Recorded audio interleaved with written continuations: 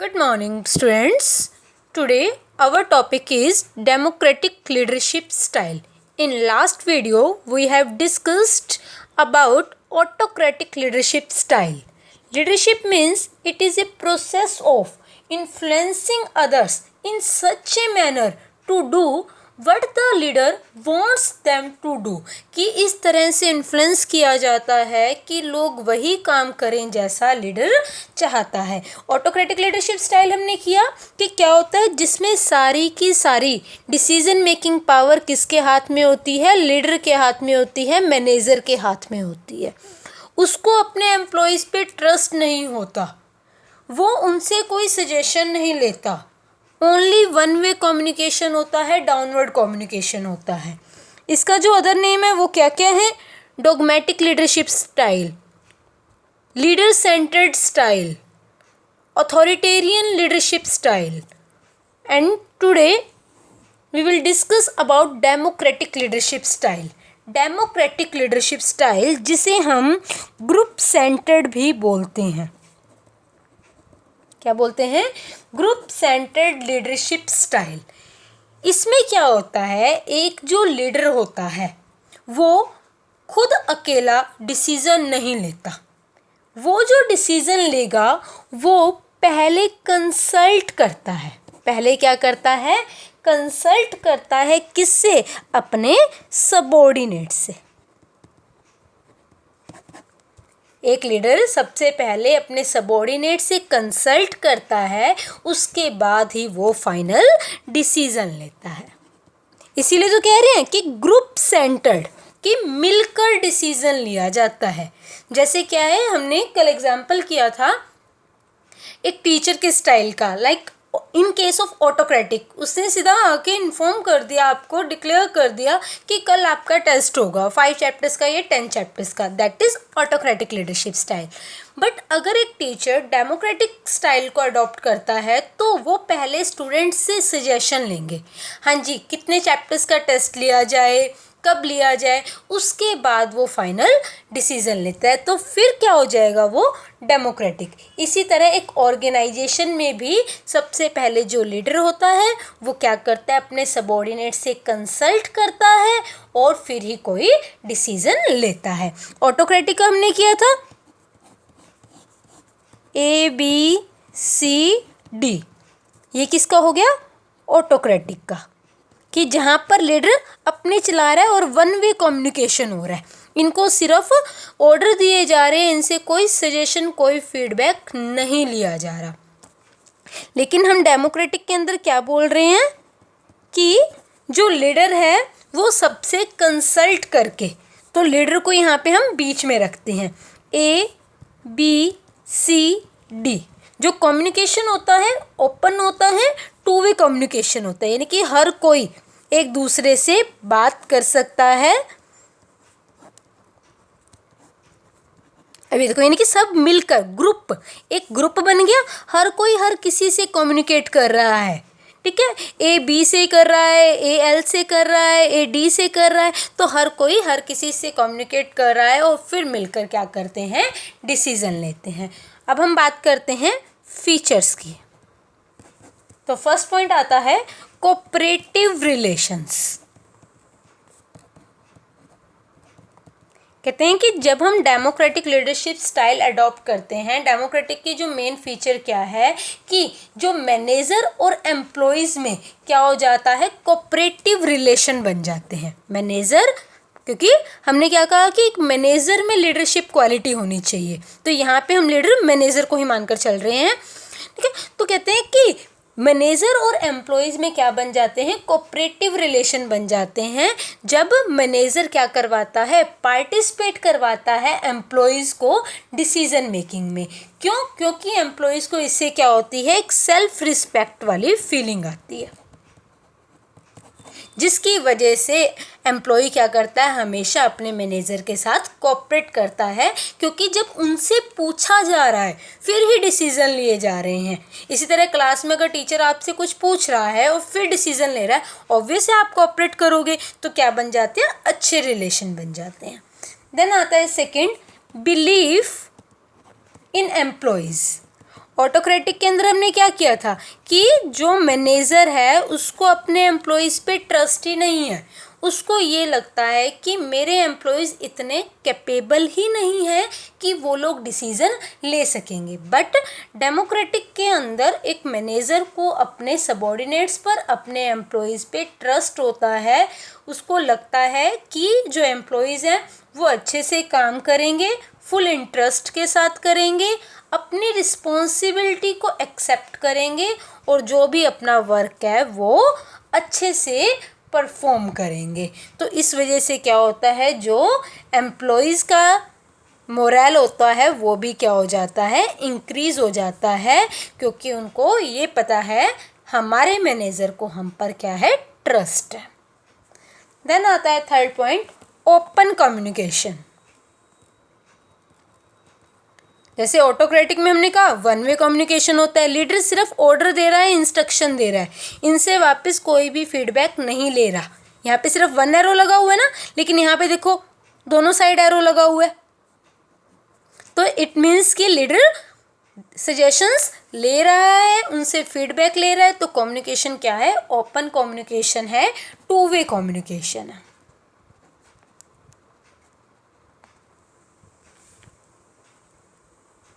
तो ये थी हमारी 3 फीचर्स। क्या बताया, डेमोक्रेटिक लीडरशिप स्टाइल क्या होता है, जिसमें जो लीडर है सबसे पहले सबऑर्डिनेट से कंसल्ट करता है, उसके बाद ही कोई फाइनल डिसीजन लेता है। इसे हम ग्रुप सेंट्रल लीडरशिप स्टाइल भी बोलते हैं।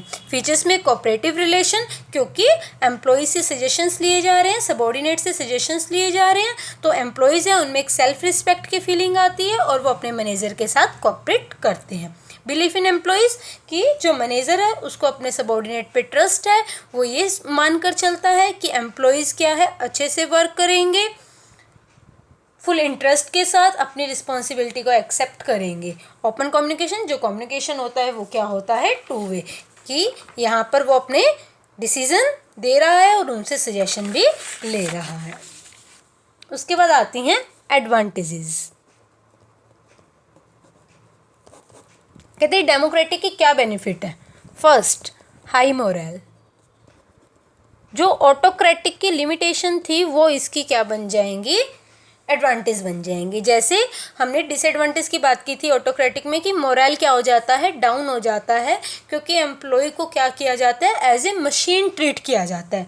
उनकी फीलिंग्स को, उनके ओपिनियन को, उनके सजेशन को कंसीडर ही नहीं किया जाता। बट डेमोक्रेटिक लीडरशिप स्टाइल के अंदर एम्प्लॉयज़ को मतलब कि पार्टिसिपेट करवाया जाता है मैनेजमेंट में, उनसे पूछा जाता है, जिससे क्या होता है, उनकी जो मोटिवेशन लेवल है, उनका मोरल क्या हो जाता है, इंक्रीज़ हो जाता है, क्योंकि दोनों ही मैनेजर और एम्प्लॉय दोनों ही एक दूसरे को वेल विशर कंसीडर करते हैं। देन आता है हमारा second point, creation of more efficiency and productivity.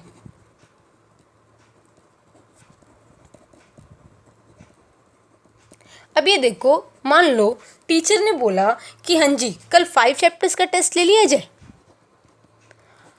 आप लोग कहते हो नहीं मैम ये तो बहुत ज़्यादा हो जाएगा, वन डे में हमारी इतनी प्रिपरेशन नहीं हो पाएगी।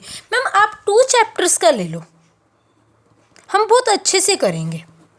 ठीक है, टीचर ने आपकी ये बात सुनी, आपका ये सजेशन सुना और टीचर ने कहा ओके, जो टेस्ट होगा वो 2 चैप्टर्स का होगा। अब क्या आपको ये पता है कि जब टीचर ने हमसे पूछ के ये टेस्ट रखा है, हमने जितने चैप्टर्स का बोला उतने ही चैप्टर्स का टीचर टेस्ट ले रहा है। ऑब्वियस है आप इतना वर्क यानी कि 2 चैप्टर्स को बहुत अच्छे से करोगे, क्योंकि आपको ये पता है कि इन केस अगर ये 2 चैप्टर्स के टेस्ट में भी हमारे मार्क्स कम आएंगे तो टीचर से हमें डांट पड़ेगी, कि टीचर यही कहेंगे कि तुमसे पूछकर जितना तुम लोगों ने बोला उतना ही मैंने टेस्ट लिया, फिर भी मार्क्स कम। सिमिलरली क्या होता है, ऑर्गेनाइजेशन में भी होता है कि जब एक मैनेजर जो डिसीज़न ले रहा है एम्प्लॉय से कंसल्ट करके, एम्प्लॉय से पूछ कर ले रहा है, तो एम्प्लॉयज़ भी क्या करते हैं, कोऑपरेट करते हैं, और जो उन्होंने सजेशन दिए, जो फाइनल डिसीज़न लिया गया आफ्टर कंसल्टिंग द एम्प्लॉयज़, तो फिर उस चीज़ को अच्छे वे से करते हैं, उसको पूरी तरह से इम्प्लीमेंट भी करते हैं। जिससे क्या होता है, उनकी एफिशिएंसी इंक्रीज होती है और प्रोडक्टिविटी इंक्रीज होएगी। इट मीन्स कि वो आउटपुट भी ज़्यादा करेंगे और वेस्टेज भी कम से कम होएगी। एफिशिएंसी पता ही है, to do work in cost reducing manner. Then आता है third, availability of sufficient time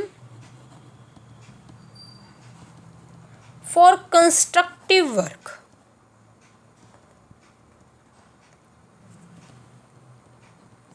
कहते हैं कि जब डेमोक्रेटिक लीडरशिप स्टाइल को अडॉप्ट किया जाता है तो जो मैनेजर का वर्कलोड होता है ना, वो क्या हो जाता है, कम हो जाता है।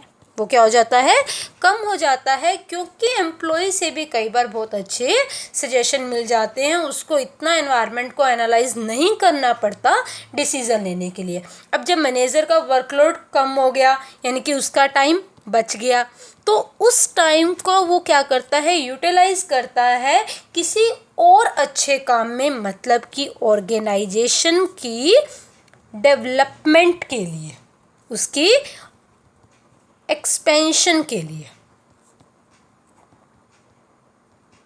मतलब जो टाइम मैनेजर का बचा उस टाइम को वो यूटिलाइज करेगा कि कैसे मैं ऑर्गेनाइजेशन की डेवलपमेंट करूं, कैसे मैं इसकी ग्रोथ करूं, कैसे मैं अपने बिजनेस को एक्सपेंड करूं। तो ये थे 3 पॉइंट्स एडवांटेजेस के। क्या मोरल इंक्रीज हो जाता है, उनका मोटिवेशन लेवल इंक्रीज हो जाता है, क्योंकि उनकी फीलिंग्स को समझा जाता है, उनसे सजेशंस लिए जाते हैं।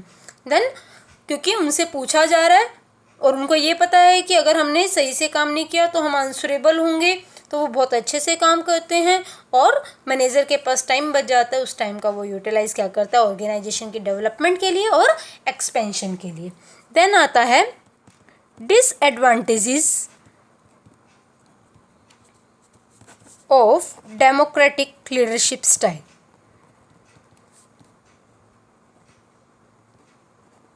कहते हैं लिमिटेशन क्या क्या है, एडवांटेज तो हमने पढ़ लिए, लिमिटेशन क्या क्या है। रिक्वायरमेंट ऑफ एजुकेटेड सबॉर्डिनेट, कि डेमोक्रेटिक लीडरशिप स्टाइल तभी यूज़फुल होगा जब हमारे पास क्या हों, एजुकेटेड एम्प्लॉयज़ हों, वेल एक्सपीरियंस्ड, वेल नॉलेजेबल अगर एम्प्लॉयज़ हैं तो ही हम डेमोक्रेटिक लीडरशिप स्टाइल को अडॉप्ट कर सकते हैं। अगर जो एम्प्लॉयज़ हैं वो वेल एजुकेटेड नहीं है, उनके पास नॉलेज नहीं है, तो डेमोक्रेटिक लीडरशिप स्टाइल यूज़फुल नहीं होगा। उसके बाद आता है डिले इन डिसीजन।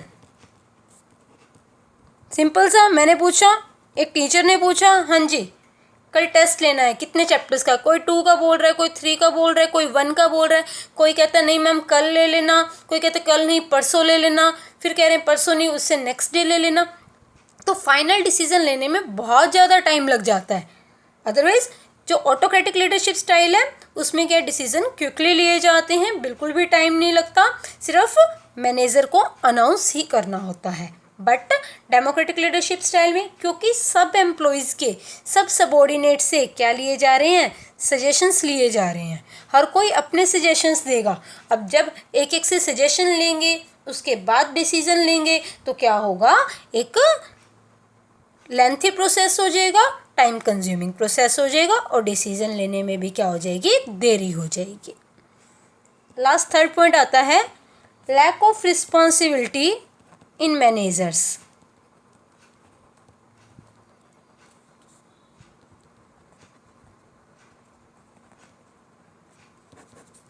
अब क्या होता है, डेमोक्रेटिक का जो लिमिटेशन है, डिसएडवांटेज क्या है कि कई बार, अब हमेशा तो डिसीजन सही नहीं होते ना, कई बार रॉन्ग डिसीजन भी ले लिया जाता है।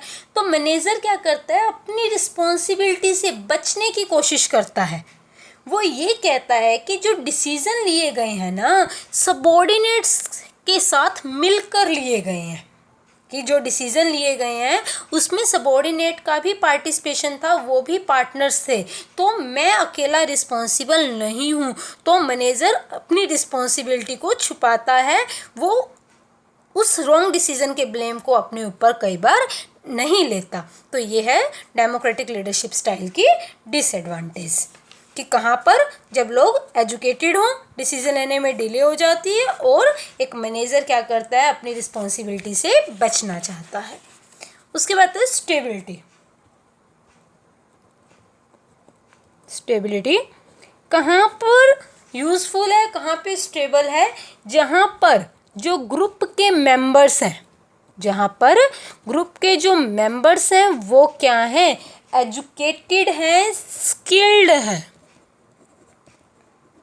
क्या है, एजुकेटेड है, स्किल्ड है, नॉलेजेबल है, वहाँ पर ये यूज़फुल है। उसके अलावा जब डिसीज़न लेने के लिए हमारे पास बहुत टाइम है, जब डिसीज़न लेने के लिए हमारे पास इनफ टाइम है तो हम डेमोक्रेटिक को यूज़ कर सकते हैं। उसके बाद क्या होता है, लास्ट पॉइंट, जब लीडर चाहता है कि सबॉर्डिनेट्स की क्या हो, इन्वॉल्वमेंट हो। जब इन्वॉल्व करना चाहता है लीडर अपने सबॉर्डिनेट्स को डिसीजन मेकिंग में, तब भी डेमोक्रेटिक यूज़फुल है। तो ये था आज का हमारा टॉपिक जिसमें हमने डेमोक्रेटिक लीडरशिप स्टाइल के बारे में पढ़ा कि क्या होता है, जिसमें एक मैनेजर, एक लीडर पहले एम्प्लॉय से, सबॉर्डिनेट से कंसल्ट करता है, उसके बाद ही डिसीजन लेता है। इसका बेनिफिट, मोटिवेशन लेवल इंक्रीज हो जाता है, एम्प्लॉयज़ की एफिशिएंसी, प्रोडक्टिविटी इंक्रीज़ हो जाती है और मैनेजर के पास टाइम बच जाता है। उस टाइम का यूज़ वो किसी अच्छे काम में यानी कि ऑर्गेनाइजेशन की ग्रोथ और डेवलपमेंट में कर सकता है। वहीं यूज़फुल है जहाँ पे एम्प्लॉयज़ नॉलेजेबल हैं, स्किल्ड है, एजुकेटेड है और बहुत ज़्यादा हमारे पास टाइम है डिसीज़न लेने का। Thank you, have a nice day.